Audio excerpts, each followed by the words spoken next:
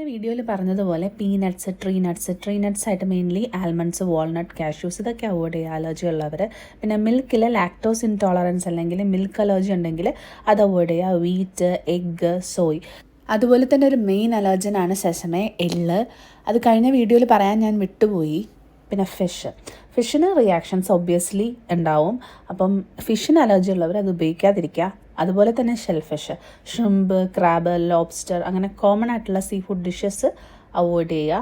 So ഈ allergies എങ്ങനെ നമുക്ക് മാനേജ് ചെയ്യാം? നമ്മളൊരു ഷോപ്പിൽ പോയി നമ്മൾ സാധനങ്ങൾ എടുക്കുമ്പോൾ ഈ ലേബിൾ ചെക്ക് ചെയ്യുക, ഇൻഗ്രീഡിയൻസ് ലിസ്റ്റ് ചെക്ക് ചെയ്യുക. പിന്നെ ഉള്ള ഒരു ഓൾട്ടർനേറ്റീവ് എന്ന് പറയുന്നത് സബ്സ്റ്റിറ്റ്യൂട്ട് ഉപയോഗിക്കുക. അതായത് almond milk, gluten free floor ഇതൊക്കെ ഉപയോഗിച്ചാൽ ഒരു പരിധി വരെ നമുക്കിത് കൺട്രോൾ ചെയ്യാൻ പറ്റും.